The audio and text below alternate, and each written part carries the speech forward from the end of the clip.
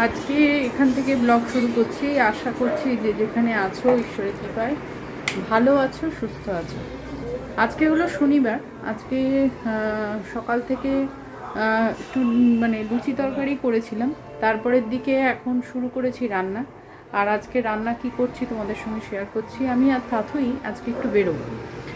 বিষয় হয়েছে 2-3টে জিনিস ওর যেটা কেনা হয়েছিল, বিশেষ করে জিন্সের প্যান্টটা, তো আমার মনে হচ্ছে সেটা ও ঠিক কমফোর্টেবল ফিল করছে না, তো ওটাকে চেঞ্জ করতে হবে। আর এখন কি বলো তো, দিনের বেলায় বেরোলে আর রাত্রিবেলা বেরোতে ইচ্ছাই করে না। মানে আমার তো একদমই এনার্জি লাগে না বিকালের দিকে আবার বেরোনো, কিন্তু কাজগুলো সারতে হবে। সকালের এনার্জিটা যতটা মানে শক্তি থাকে, বিকালের দিকে ততটাই নিষ্প্রভ হয়ে যায়। তো যাই হোক, চলো এবারে রান্না কি হচ্ছে তোমাদের সঙ্গে শেয়ার করি। এবারে শুকনো লঙ্কাগুলো দেখছি বেশ ভালো আছে, একদম মানে ঠিকঠাক। এর আগের বার নিয়ে এসেছিলাম, ভালো ছিল না। এখানে আছে কাঁকরোল কাটা, আর আছে আলু ভাজা, নুন হলুদ মাখিয়ে রেখেছি। ভাতে দিয়েছি ঢেঁড়স সেদ্ধ, দেখো ধোঁয়া উঠছে বুঝতেই পারছো। আর এখানে ভাজছি পটল। যখন বেরোলাম তখন কিন্তু এতটা বৃষ্টি পড়ছিল না, কিন্তু বেরিয়ে যাওয়ার পরপরই শুরু হলো বৃষ্টি, সাংঘাতিক বৃষ্টি। মা মেয়ে তো টোটোতে বসে কোনো রকমের ছাতাটা সাইডে ধরলাম। আর বৃষ্টিতে একটু ভিজেনি এটা একেবারে বলাটা ভুল, তবু তাথইকে যতটা পেরেছি রক্ষা করার চেষ্টা করলাম। যেটুকু যা কাজ ছিল সেই মলটাতে ঢুকে কাজ করলাম, কিন্তু বাড়িতে এসে আর তোমাদের সঙ্গে কথা বলার ইচ্ছা হয়নি। তো যাই হোক, এটা পরের দিন মানে রবিবার দিন সকালে চাউমিন হয়েছিল। তো অনেক দিন পর জানো এরকমভাবে একসাথে সবাই মিলে বসে চাউমিনটা মানে সকালের যে জল খাবারটা সেটা খাচ্ছিলাম, বেশ ভালো লাগছিল। আর এই ডিশগুলো দেখো, এগুলো আগে কেনা হয়েছিল, তোমাদের সঙ্গে শেয়ার করেছি কি না আমার অতটা খেয়াল পড়ছে না। তো চাউমিন বা টিফিন যেটাই বলো, খেতে খেতে এইভাবে গল্প করাটা কিন্তু আমাদের একটা খুবই পরিচিত একটা দৃশ্য, এবং সেটা আমি আমার বিয়ের পরেই আমার শ্বশুরবাড়িতে আমি পেয়েছি, যে একসাথে খাওয়ার পরে কিছুটা গল্প করে সময় কাটানো, অনেক কিছু কথা বলা, অনেক কিছু শেয়ার করা, পুরনো স্মৃতি বলো, নতুন কিছু বলো, অনেক কিছু। তো বেশ ভালোই লাগছিল। এখন আজকে রবিবার যেহেতু কাজ আছে, অনেকগুলো কাজই আছে, কিন্তু এক এক করে সারবো। চা খেতে খেতে প্ল্যানও করে ফেললাম কি করতে হবে। তো আজকে হচ্ছে চতুর্থী, না আজকে তৃতীয়া, কালকে চতুর্থী, পরশু দিন পঞ্চমী, মানে মঙ্গলবার দিন পঞ্চমী, আজকে হচ্ছে রবিবার। তো আজকে যাওয়া হয়নি, আর ইচ্ছাও করছিল না বাজারে যেতে। তো দেখো এখানে বেশ আশা করছি জবাগুলো উঠবে। মা মোটামুটি খুব ভালোভাবে যত্ন আত্তি করছে গাছগুলোর প্রতি, তো সেই জন্য বেশ একটা আলাদা চেহারা তো নিয়েছে গাছগুলো। আর রোদ্দুর ভালোই উঠেছে, বুঝতেই পারছো। তো চলো এবারে দেখাই রান্না কি হয়েছে। তো দেখো এখানে ঝিঙে আলু পোস্ত আছে, ডিম চচ্চড়ি আছে, ডাল আছে। আজকে ডালটা একটু কারি পাতা দিয়ে ফোড়ন দেওয়া হয়েছে, মুগ মসুর ডাল। আর ঝিঙে আলু পোস্তটা আজকে একটু করা হয়েছে, তবে পোস্তর মধ্যে দিয়েছি ছোলার ডাল দিয়ে, ছোলার ডালের বড়া করে। ওয়েদারটা বেশ ভালো হয়েছে। কদিন ধরে যা অবস্থা হচ্ছে, একবার করে বৃষ্টি আবার একবার করে সমস্যা, রোদ্দুর উঠছে। তবে যাই হোক, দেখা যাক পুজোর মধ্যে ওয়েদারটা কেমন থাকে। তো সঙ্গে থাকো তোমরাও। আশা করছি যেটুকু ঠাকুর আমরা দেখবো নিশ্চয়ই তোমাদের সঙ্গে নিয়ে দেখবো, এই আশাটা করছি, যদি ওয়েদার খুব খারাপ না হয়। তবে বেরোলেও রাত্রের দিকে বেরোবো না, কারণ মা সঙ্গে আছে, আর রাত্রে মার পক্ষে পসিবল হবে না, মা বা তাথই দুজনের পক্ষেই নয়। তবুও তাথই হলেও মায়ের পক্ষে তো অসম্ভব।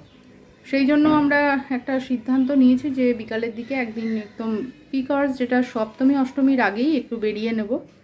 বেরোলেই মোটামুটি কিছুটা ঠাকুর দেখা হয়ে যাবে। তো চলো এবার খাওয়া দাওয়াটা মিটিয়ে নিই, পরে আবার আসছি, সঙ্গে থাকো। কমিয়ে দাও, অল্প করে দাও। কারণ রোদ্দুর উঠেছে, গরম বেশ ভালোই লাগছে। আজকে দুপুরবেলা ঝিঙে পোস্ত দিয়ে গরম ভাতে বেশ অন্যরকম, কি বলো? তারপরে দাদুর কীর্তি দেখো।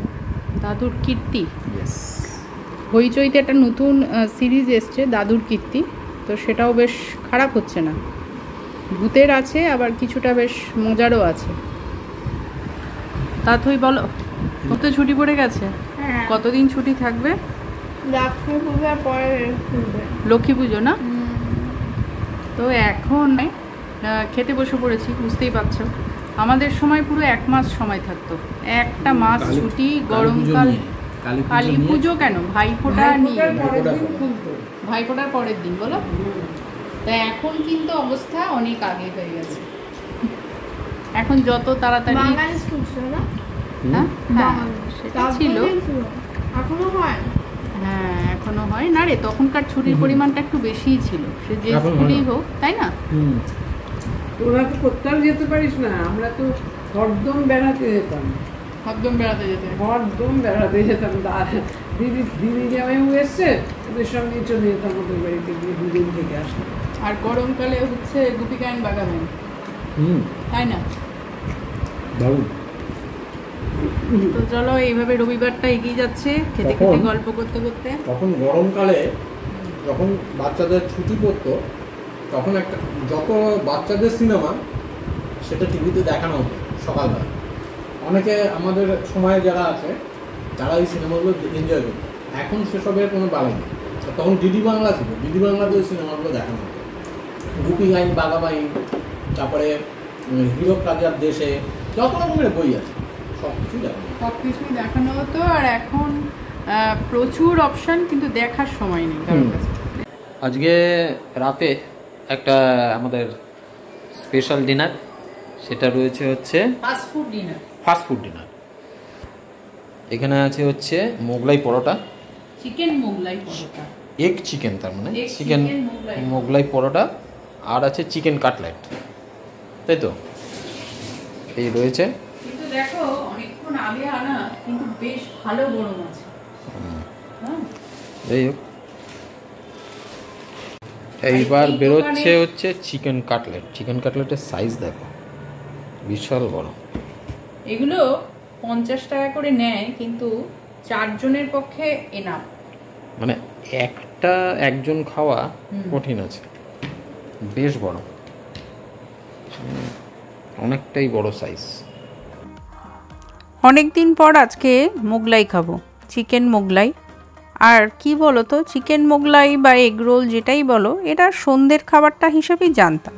কিন্তু বিষয় হচ্ছে চিকেন মোগলাই যে দোকানটা থেকে আসে বা আমরা যে দোকানটার থেকে খাওয়াটা পছন্দ করি, সেটা বেশ বড়সড় করে, বেশ মোটা বড়সড়।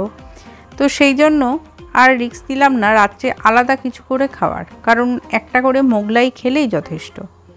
তো সেই চিন্তা করেই আজকে মোগলাই, কাটলেট সব কিছুই একটা ফাস্টফুড, কিন্তু খেতে খুব ভালো। মার তাথই বেশ পছন্দ হয়েছে। স্যার আমরা তো খাই, মাকে এবার প্রথম খাওয়ানো হলো। তো চলো এর সাথেই আজকে ব্লগটা শেষ করছি। যদি ব্লগটাই অবধি দেখে থাকো আর ব্লগের কিছু অংশ কোনো জায়গায় একটু ভালো লেগে থাকে, তো ছেড়ে যাওয়ার আগে একটা লাইক অন্তত করে দিও। নেক্সট ব্লগে আবার নতুন কিছুর সঙ্গে দেখা হচ্ছে।